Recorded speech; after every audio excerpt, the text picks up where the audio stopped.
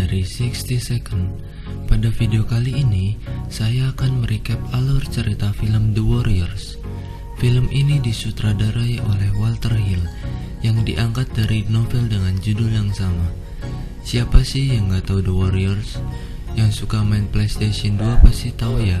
Film ini mengisahkan petualangan gangster jalanan, memerangi fitnah, mengikat solidaritas, dan mempertahankan eksistensi jati diri mereka. Gak usah lama-lama, kita langsung ke videonya. It's time for the moment you've been waiting for.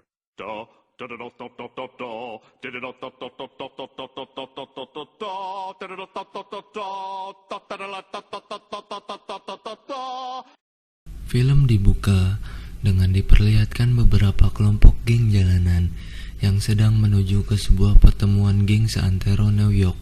Pertemuan ini diselenggarakan oleh kelompok geng yang paling berpengaruh di kota New York. Geng tersebut bernama Reeves. Terlihat semua kelompok geng sudah berkumpul di suatu tempat. Pertemuan ini bertujuan agar semua kelompok geng jalanan berdamai dan bersatu.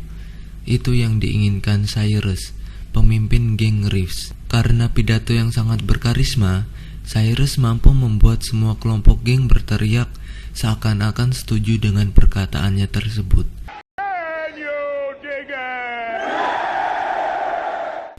Film ini akan berfokus pada sebuah kelompok geng bernama The Warriors yang juga mendatangi pertemuan tersebut. The Warriors beranggotakan antara lain Cleon si pemimpin geng, Swan si tangan kanannya Cleon, Ajax si tukang pukul, Fox si informan, Rembrandt si tukang pilok, Snow si tukang pukul bareng si Ajax, Cochise anggota paling nyentrik, Cowboy anggota yang paling kalem, dan terakhir Vermin. Tampak beberapa mobil polisi menuju ke tempat tersebut. Di sisi lain, terlihat seseorang memegang pistol. Dia adalah Luther, pemimpin geng Rogues. Saat sedang berpidato, Cyrus tiba-tiba ditembak oleh Luther. Situasi pun seketika menjadi kacau.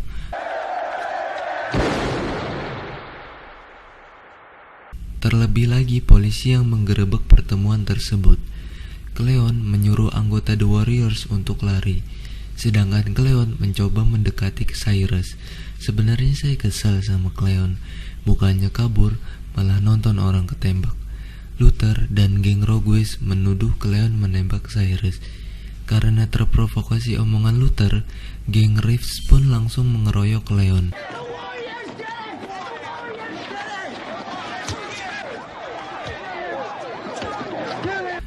Kan saya bilang juga apa, bukannya kabur, malah asik nontonin orang mati. Mana anak buahnya semua udah pada kabur. Terlihat semua anggota The Warriors sudah berkumpul, kecuali Cleon yang kita tahu sedang dikeroyok. Karena tidak adanya pemimpin, Swan yang menjadi pemimpin sementara, karena dia adalah tangan kanannya Cleon.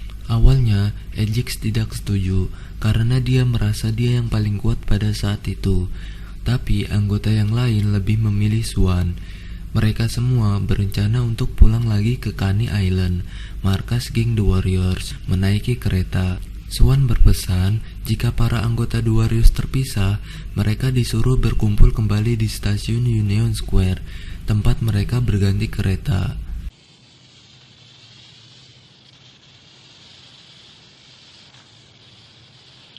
Tampak di markas Reeves, Masai, orang yang menjadi pemimpin Reeves sebagai ganti Cyrus yang telah tewas, ingin semua anggota The Warriors ditangkap, hidup atau mati. Ia menyuruh anak buahnya menyebarkan berita ini ke seluruh penjuru New York City melalui radio. And I do mean the Warriors. Here's a hit with them in mind. Terlihat beberapa kelompok geng mendengarkan radio yang menyiarkan berita tersebut. Dari geng Van Cortlandt Rangers, The Punks, The Panzer, dan Baseball Furious. Dengan tubuh yang dibasahi hujan, The Warriors menuju stasiun kereta untuk pulang ke Coney Island. Saat sedang menunggu kereta api datang, terlihat ada mobil dari geng Turun Bull ACS sedang patroli.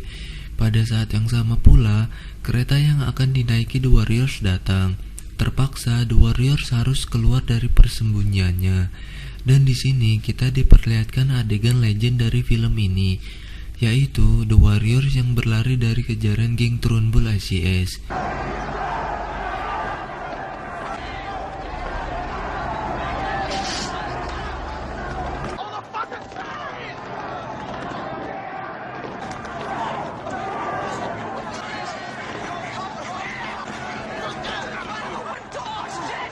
The Warriors pun mampu lolos dari kejaran geng Trunbull ICS.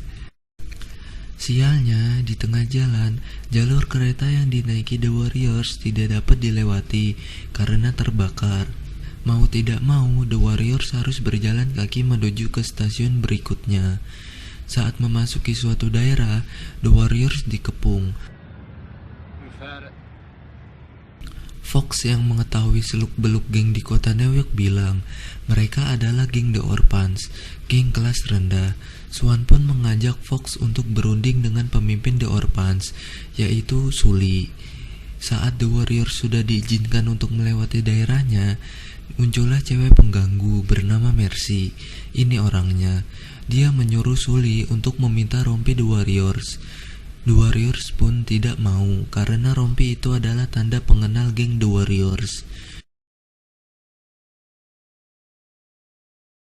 The Warriors pun melanjutkan perjalanannya.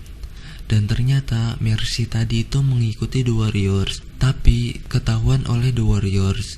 Pada saat yang sama pula, The Orphans yang tadi sedang bersiap-siap berperang dengan The Warriors pun datang. Karena The Warriors membawa bom Molotov, mereka pun melemparkan bom Molotov tersebut ke mobil dan menyebabkan mobil itu meledak. Seketika The Warriors kabur.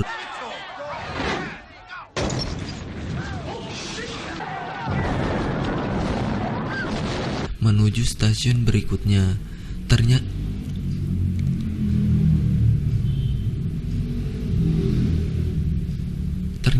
Mercy pun ikut dengan mereka.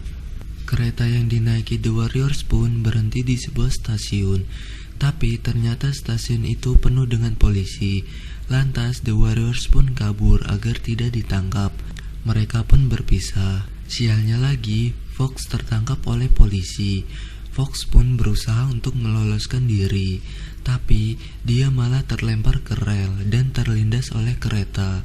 Chocis, Vermin, dan Rembrandt lolos dari kejaran polisi dan menaiki kereta menuju ke stasiun Union Square. Tapi Swan, Ajax, Snow, dan Cowboy malah berlari keluar stasiun. Dan ternyata daerah tersebut merupakan daerah kekuasaan dari geng Baseball Furious yang sudah menunggu mereka di luar stasiun. The Warriors dan Baseball Furious pun kejar-kejaran.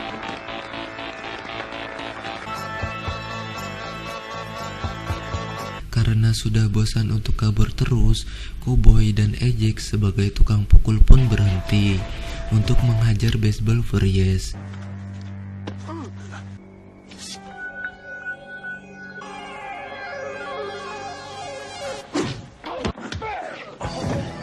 Swan dan Snow pun datang untuk membantu. Mereka pun dengan mudah mengalahkan Baseball Furious.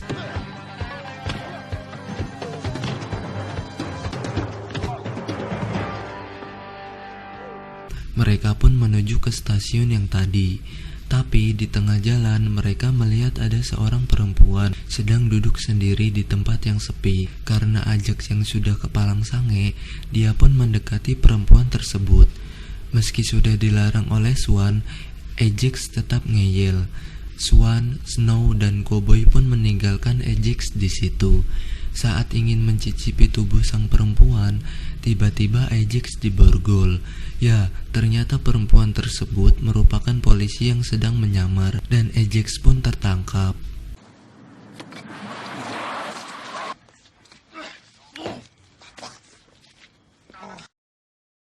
Di sisi lain, Vermin, Chocis, dan Rembrandt sudah sampai di stasiun Union Square dan melihat ada kelompok geng perempuan bernama The Lizzies. Mereka berencana untuk bersenang-senang dulu sembari menunggu anggota lainnya. Mereka pun dibawa ke markas The Lizzies yang isinya perempuan semua. Saat sedang bersenang-senang, The Lizzies menyerang anggota The Warriors menggunakan senjata.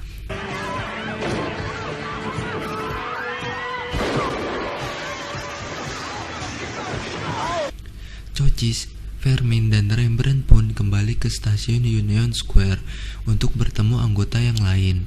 Saat sudah berkumpul, mereka bertemu dengan geng bernama The Punks. Swan menyuruh The Warriors untuk masuk ke toilet. The Punks pun mengikuti The Warriors memasuki toilet.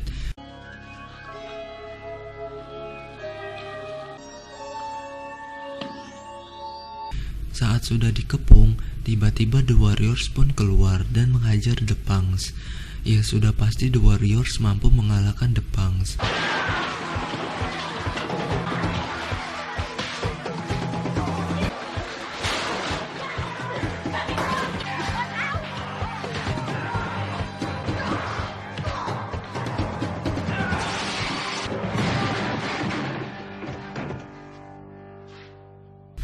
Di sisi lain, di markas Reeves, ada seseorang yang melihat siapa yang menembak Cyrus sebenarnya. Balik lagi ke para anggota The Warriors yang sudah sampai di Coney Island, dan ternyata geng Rogues juga berada di sana. Karena sudah tahu bahwa mereka diikuti oleh Rogues, The Warriors pun bersiap-siap mencari senjata untuk bertempur dengan Rogues. Di sini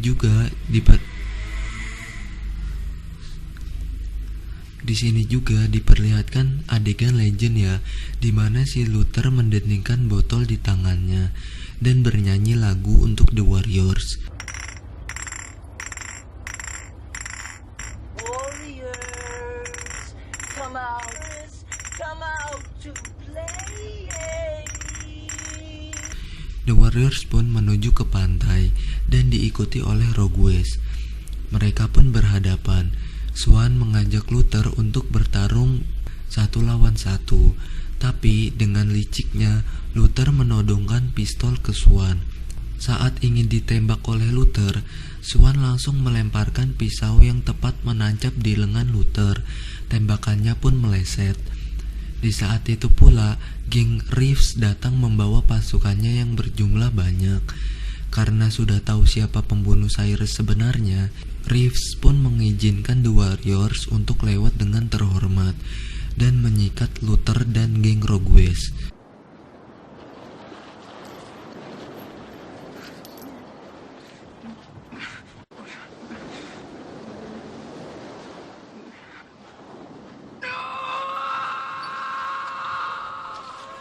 Film pun tamat.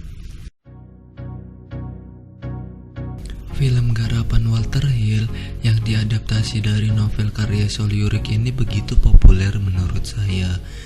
Bagaimana tidak, kepopulerannya sampai film ini juga diadaptasi menjadi sebuah video game pada tahun 2005. Dialog dan koreografi bertarungnya serta setting malam harinya mampu membuat film ini seperti film brutal, tapi tidak dengan unsur berdarah-darah. Masing-masing aktor dan aktrisnya juga sangat berperan menghidupkan karakternya, mulai dari Cleon sebagai pemimpin yang berwibawa, Swan yang tidak banyak omong tapi cerdas, juga si antagonis Luther yang licik tapi juga cengeng dan kekanak-kanakan. Sampai di sini dulu ya teman-teman. Yang mau request film bisa komen kok. Saya dari 60 Second. Bye.